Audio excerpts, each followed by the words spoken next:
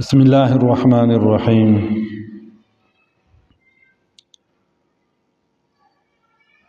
د سورہ اخلاص یعنی قل هو الله احد اغمال فضیلت پنن انشاءاللہ بیانو. بیا به موږ تاسو ته پته ولګیږي چې دا چوره عظیم سورت تا یو چو فضیلتونه بیانو حدیث مطابق به بیانو. وی عبداللہ ابن مسعود رضی اللہ تعالی عنہ نے روایت تا چې پیغمبر علیہ السلام فرمایل چې تاسو چې په یوې شپې چې درې ورتی کل هو الله ویلو طاقت نستا، وای موږ ته فرمایل چې یعنی درې ورتی دی قرآن پاک ختمولو طاقت. نو دا فرمایي چې موږ ته فرمایل و من یطیق ذلک یا رسول الله، دې طاقت په چوک لري درې ورتی بیا چوک ختمي، درې ورتی خو نه ختمیږي. نو پیغمبر علیہ السلام فرمایل چې تاسو سورہ اخلاص وایو درې ورتی، دا داسې دا لکه درې ورتی قرآن پاک چې ختم کی. ابو هریرہ رضی اللہ تعالی عنہ فرمائی چې پیغمبر علیہ السلام فرمایل چې تاسو جمع سو زد تاسو ته د قرآن پاک درې حصہ تلاوت کوم. به چې موږ جمع سلولو پیغمبر علیہ السلام راغی سورہ اخلاص وی بیا کور ته ګرځ، ځکه چې جمعات سره ټچ کورو. اوس ویله موږ ناست یو خپل من چې خبرې سره کوو چې کني اوس په نوې وخت راځي درېمه برخه خو ډېر قرآن راځي. وی چې لږ کې ټیم نه بعد پیغمبر علیہ السلام بیا روات وی چې ما ترته ویلي نه و چې زه به تاسو ته د قرآن درېمه برخه تلاوت کوم، خو دغه سوره اخلاص تا کنه اشا سوکا دا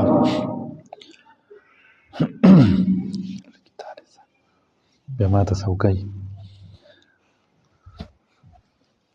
سوال دالته دادا چې سورہ اخلاص د قرآن پاک درېمې برخې اورول فضیلت ده، یعنی درېمه برخه الله سپارې دي.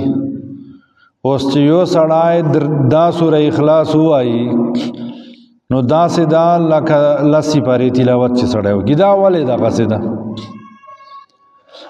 دا چې قرآن پاک بنیادی درې مقاصد بیان کړي دي. په هغه درې مقاصدو چې اولنی دا ده چې ته الله تعالی وپېژندې،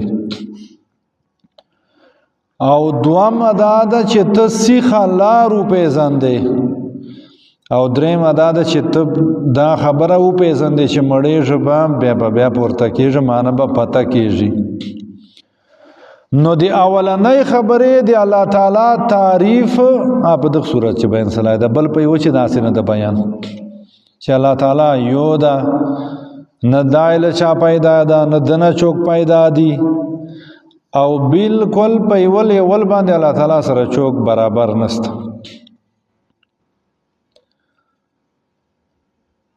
حضرت عائشہ فرمائی پیغمبر علیہ السلام نے وہ خبر نقل کی وی چې پیغمبر علیہ السلام یو صحابی ولاړ جنگ ته، چې جنگ ته ولاړ بیا به چې د جمع ورکوله بیا دا صورت هر وخت په چې ویله چې کله دا سړی واپس لل د خلک نو دو پیغمبر علیہ السلام ته فرمایل چې د خو بتل کل هو الله په چې ویله. پیغمبر علیہ السلام وغوښته چې تا بتل والی په چې ویله، لکه چې بدل والا شته په چې وای دو تو ویله چې په دې چې د رحمان صفت بیان سلا دی، یعنی د الله تعالی صفاتونه بیان سلی دي، او ما ته دا خوند را کوي چې دا زه بار بار وایم. نو وی چې پیغمبر علیه السلام فرمایل چې تاسې د سړي ته ووایو چې ته د صورت سره محبت کوي الله تعالی تا سره محبت کوي. مقصد می دا ده چې هغه شیخ سعدی صاحب والا خبره ده چې الله تعالی رحمت ډیرواله نه غواړي، الله تعالی رحمت بهانه غواړي. او سوره اخلاص داسې یو سورت تا چې هر چا زده ده چې قرآن پاک چې وای بیا خو اودس ضروري ده، چې قرآن پاک چې نه وای نه دی اودس، نو دا خو سړی تېرولی سي. وی چې پیغمبر علیه السلام په یو سړي باندې تیر سه چې ایغه دا صورت ویله، نو پیغمبر علیه السلام فرمایل اوجب هذا وجبت له الجنه، چې دغه جنت واجب کا د دې لپاره جنت واجب سه. حضرت انس ابن مالک نے روایت تا دای پیغمبر علیہ السلام والخادم خاص تا وی چې موږ پیغمبر علیہ السلام سره په غزوه تبوک په موقع باندې ولولو، بیا په دې ورځ باندې لمر شواګانې عام ورواجونه ډېرې وي، منه لمر کله ډېر پړه کېږي. وی چې موږ داسې بیا لیدلی ونه، پیغمبر علیه السلام خپله هم وویله چې نن خو لمر ډېر رڼا ده. وی چې جبرائیل امین راغی، پیغمبر علیه السلام پته ونه وکړه تبوک خو له مدینې نه ډېر لرې ده که نه.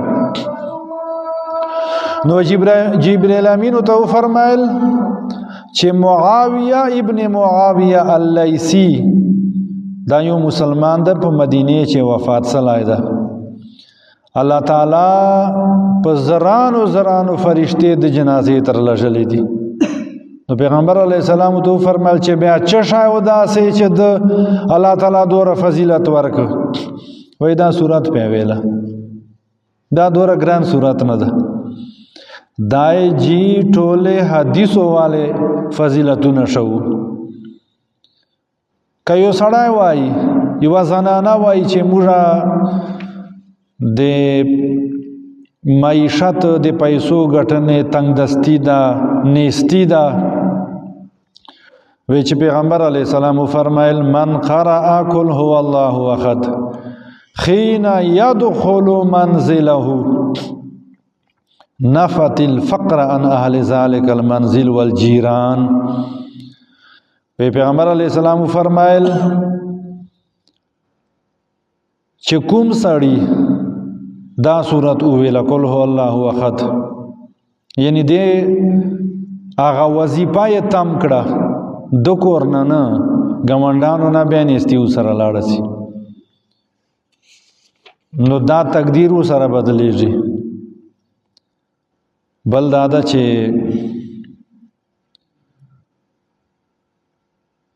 جمع الجوامع ایغه چې یوه خبر لیکلی ده پیغمبر علیه السلام در نقل ده، دا اخیرنی خبر کوو.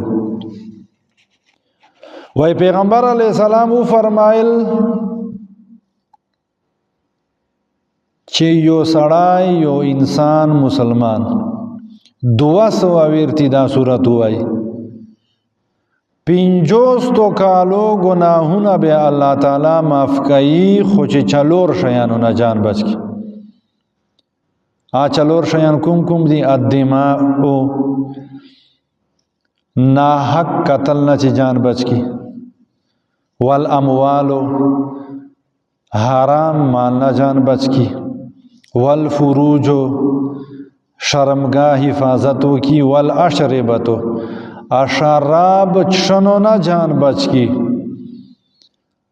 200 ویرتی دا وای خداغه 50 سال عمر خدا 14 سال پورې خوکړه چې توب د الله دال 50 نه 60 نه بعد بیا سپین ژیره سي سړای او د منځوال دا ټیم د بس دا 4 شرطونه دي. نو که گناهونه دي الله تعالی معاف کوي، که څوک معاف کول غواړي دا دور ډیره ګرانه طریقه نه ده.